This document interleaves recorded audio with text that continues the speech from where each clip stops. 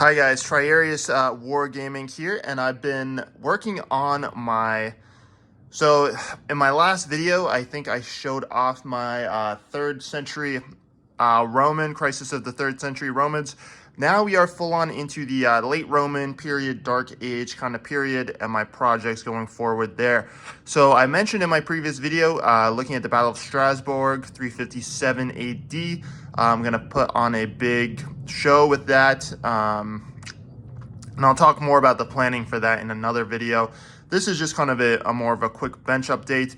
But personally, I would like to do everything from the Age of Constantine, the Battle of the Milvian Bridge, through to the Byzantine Gothic Wars, where the Byzantines try and kind of reconquer territory from the Goths. And a lot of the troops, in my opinion, in that period are somewhat interchangeable. So what I've been working on is my Germanic / Gothic cavalry and infantry and some Roman cavalry. So these troops should be basically, so what we're looking at here first is we've got the Germanic cavalry. So these are a mix of footsore and aventine miniatures, and I wanted to do a little bit of a size comparison.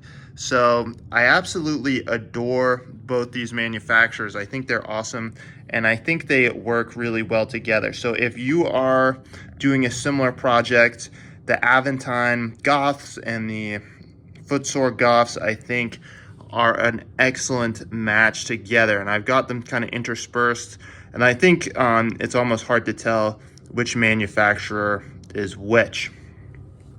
So I think those are going to blend really well together.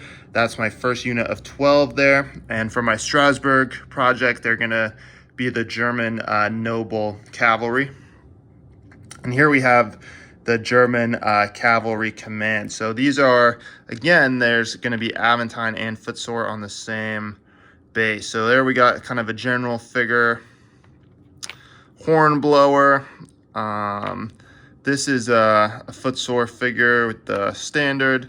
And then this is actually my favorite figure of the whole bunch. I don't know. I just really like this guy. He's going to be kind of like a champion on the base, I suppose. So that's the cavalry. So yeah, for Strasbourg, they will be the noble cavalry. But, you know, they're going to, I think, they're going to be pretty versatile, so they can be used for a lot of periods. And here we've got some of the infantry. So these are going to be the noble infantry. I've got a bunch more that I've already primed and stuff, but these were the last batch that I've been working on so far. And these are mostly footsore miniatures, and then there's a couple West Wind figures in there as well. I really like these figures. I was actually asking Aventine if they would make some infantry to go with their Gothic cavalry, but they basically said no when I emailed them. But the footsore ones are really nice. It would just be awesome if there were Aventine guys to mix in with them, but you can't have everything. And then here are some of the Roman cavalry that I've been working on. So and here's some more of them as well, actually. So the plastic ones are Gripping Beast, and I think they are, as they come, like pretty, you know, meh.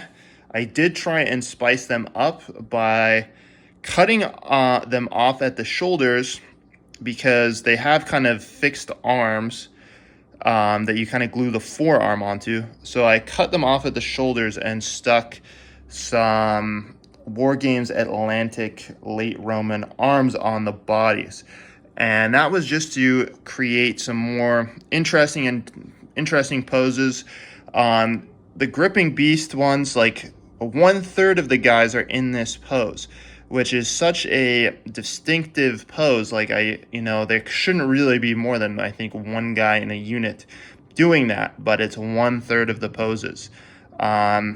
You know, this pose, I think, is fine. It's a little boring, whatever.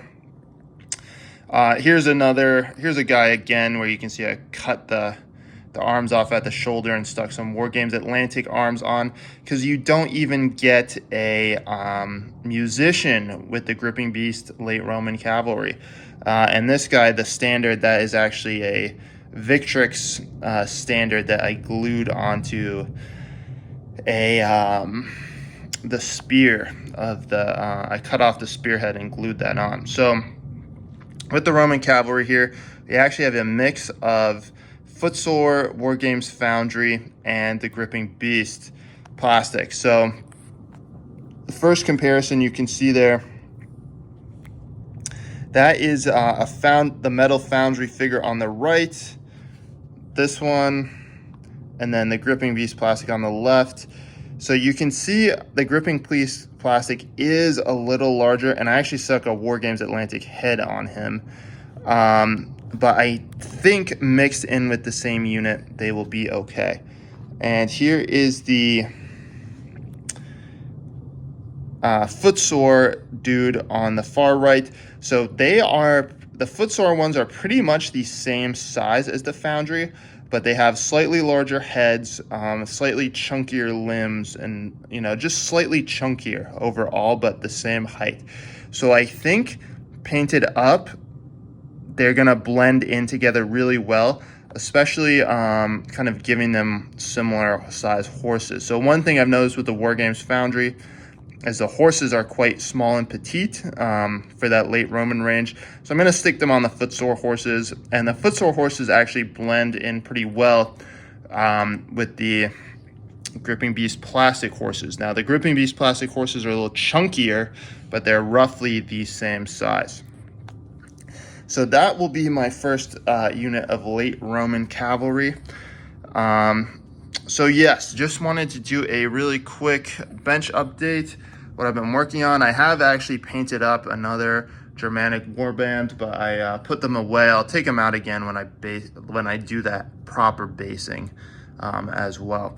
So yeah, next step is get these glued onto popsicle sticks, get them glued onto the horses.